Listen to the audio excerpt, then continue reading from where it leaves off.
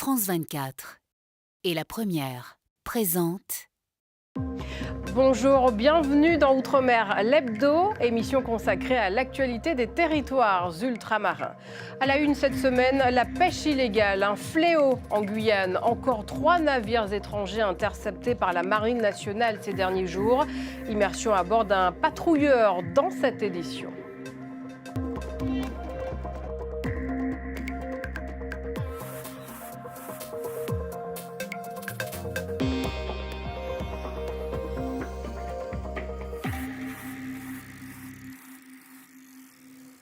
Mais d'abord, la France secouée par le meurtre de la petite Liana dans le Gers, un drame qui soulève des interrogations sur les dysfonctionnements de la justice. En Martinique, une de nos équipes a recueilli le témoignage glaçant d'une mère de famille. Sa fille a été abusée sexuellement, mais l'affaire n'a jamais pu être jugée. Une mère désemparée. Sa fille a été violée à maintes reprises dès l'âge de 5 ans par un membre de sa famille. Elle ne l'a su que des années plus tard, lorsque sa fille est partie dans l'Hexagone pour ses études. Une plainte a été déposée, mais justice n'a pu être rendue. Elle a porté plainte là-bas. Les faits se sont produits en Martinique. Ça a traîné, 2 ans, aucune nouvelle. Mais nous, on attendait qu'on nous convoque. Donc nous, on attendait. C'est la justice qui nous convoque. On n'est pas censé savoir. Et puis ces histoires-là, il ne faut pas trop parler. On attend la justice. La personne est décédée, donc c'est bloqué puisque l'affaire n'a pas été traitée. Un cas d'inceste loin d'être une exception. Comme dans l'Hexagone, le territoire martiniquais regorge de procédures pour viols et agressions sexuelles sur mineurs. 132 dossiers enregistrés en 2025. Les avocats réclament des moyens financiers et humains pour que justice soit faite. Il y a des dossiers où effectivement des plaintes sont déposées, où il n'y a pas de suite, non pas parce qu'elle s'est classée sans suite, mais parce que la plainte en elle-même n'est même pas traitée. Et que les avocats, nous, on écrit au procureur pour demander merci de nous indiquer quelles sont les suites de cette plainte, et où le procureur nous répond encore en enquête, pas encore de retour d'enquête des services d'enquête. Donc des dossiers comme ça, mais j'en ai plein mon cabinet. C'est aussi parce que vous avez des cabinets d'instruction qui sont engorgés, qui ont pratiquement le double des dossiers qu'ils devraient avoir et qu'il faut mettre plus de juges d'instruction aussi pour faire des enquêtes. D'après une enquête de l'Institut national d'études démographiques de 2018, en Martinique, 9,1% des femmes et 2,9% des hommes déclarent avoir subi des violences sexuelles avant l'âge de 18 ans, dans le cadre familial ou au sein de l'entourage proche. La plus grande aire marine protégée au monde sera en Polynésie, 1 600 000 km². Son extension annoncée cette semaine par le président du pays inquiète les marins pêcheurs. Ils voient leur zone de pêche se restreindre. Les explications de Jean-Michel Mazerolle et nos équipes sur place. Près de 45% de plus de zones maritimes interdites à la pêche, avec la création de 2 nouvelles aires marines protégées, l'une au nord des Marquises et l'autre au sud des îles Australes, la Polynésie française entend protéger un peu plus sa richesse marine. Problème, les pêcheurs du Fénois ne l'entendent pas de cette oreille. Ils nous disent non mais vous inquiétez pas, ça ne touche pas vos zones de pêche. Mais quelque part, ça touche potentiellement nos zones de pêche. Et si on est dans l'obligation pour des raisons climatiques, justement, à aller pêcher plus loin, il faut qu'on le soit. Et aujourd'hui, on est en train de nous restreindre et de nous poser beaucoup de difficultés. Les marins pêcheurs l'affirment, la protection de l'océan est aussi leur priorité. Pour preuve, les techniques de pêche utilisées permettent de préserver les ressources tout en garantissant l'approvisionnement du marché local et les exportations. Pour eux, le combat à mener se situe au-delà de la zone économique exclusive, la ZEE, l'espace maritime polynésien. Juste à l'extérieur de la zone de la ZEE, vous avez des navires qui font 100 tonnes jour.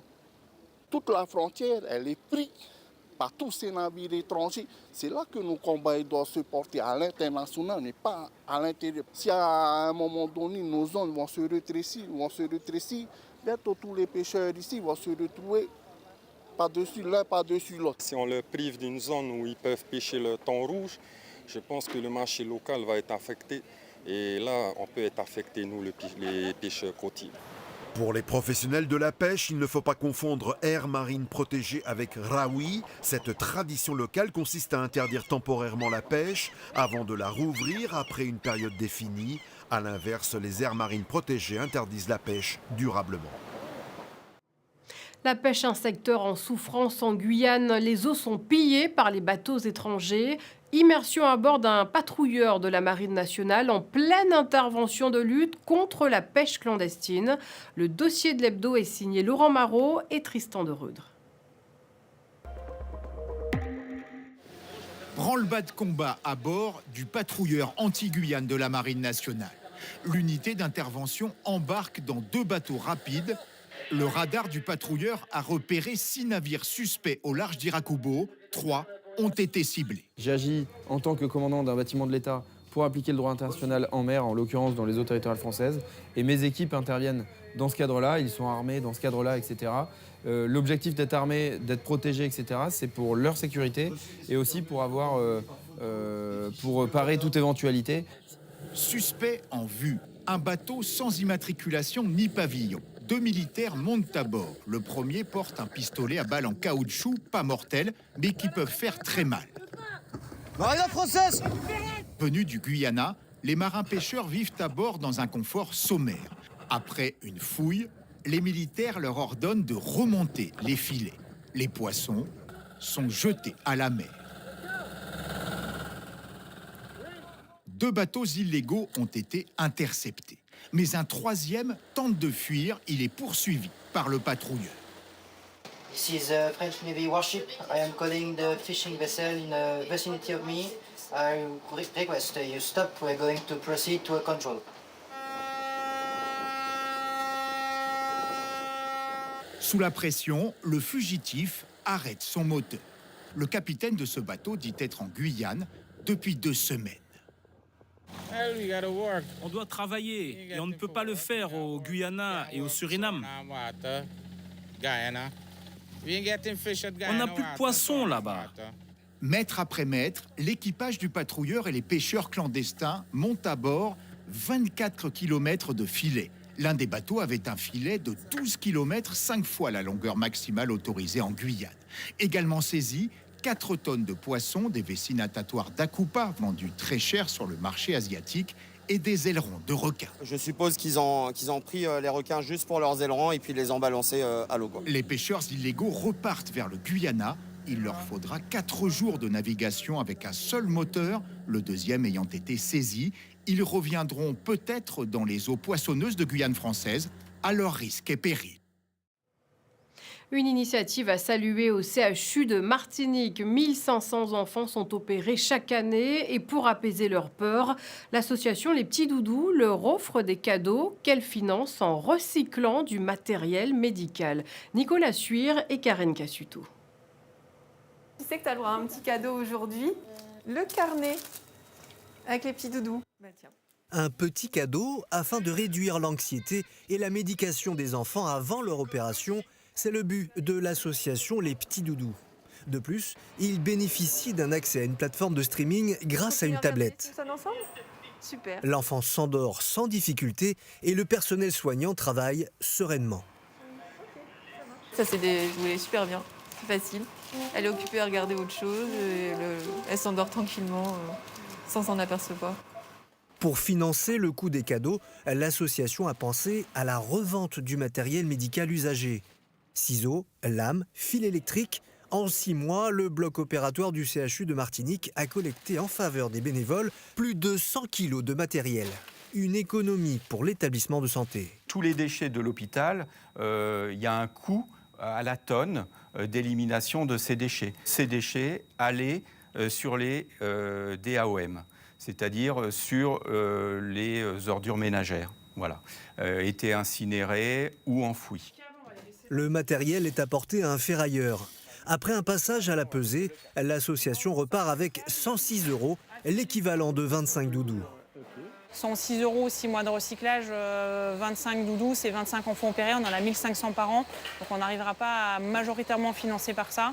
On compte sur nos mécènes et sur nos généreux donateurs. Une première opération tout de même prometteuse pour l'association qui espère doubler voire tripler ce résultat avec la participation de tout l'hôpital. Pour finir, je vous propose de découvrir l'un des arts traditionnels du Pacifique Sud. À Wallis, les femmes redonnent vie au falaloquier, une natte rare confectionnée avec des feuilles et qui demande beaucoup de patience. Mais ce savoir-faire ancestral disparaît. Léoneva Etanoa. Cuisson, découpe, assouplissement, la natte traditionnelle ne sort pas d'un simple coup de poignet. Avant même le premier tressage, il faut déjà survivre à un véritable parcours du combattant. Dans ce four, des milliers de feuilles de laukié, pandanus local, sont enterrées avec autant de précaution qu'un trésor de famille. Depuis 2 jours, Petelo et Mika jouent les gardiens du paito. Leur mission principale, cuire les feuilles sans les transformer en charbon. Quelques degrés de trop suffisent à ruiner des semaines de travail. Après cette longue cuisson à l'étouffée, les feuilles arrivent enfin entre les mains des spécialistes. On défait les gros rouleaux pour en faire des petits avant de les tremper dans une grande bassine remplie d'eau. Là commence une autre bataille. La séparation de la partie dure pour ne conserver que la fibre fine, celle qui servira à la natte. Il est rare de nos jours de trouver encore des jeunes ou même des femmes de notre âge qui savent faire ou qui connaissent les différentes étapes à suivre pour obtenir au final des laukié. C'est du travail et cela demande beaucoup de patience. Une fois nettoyées, les feuilles partent pour une semaine de baignade dans l'eau de mer. On suit exactement ce que nos mamans ont fait. Il faut à tout prix tremper dans la mer les feuilles pendant 5 ou 6 jours. C'est pour blanchir les feuilles et les rendre assez résistantes. À Wallis, la natte n'est pas un simple objet décoratif. Elle accompagne les communions, les cérémonies coutumières. Et quand une natte entièrement végétale refait surface, l'information circule vite. Résultat, certaines pièces dépassent aujourd'hui les 1 500 €. Comme quoi, au royaume de la natte, la fibre naturelle vaut son pesant d'or.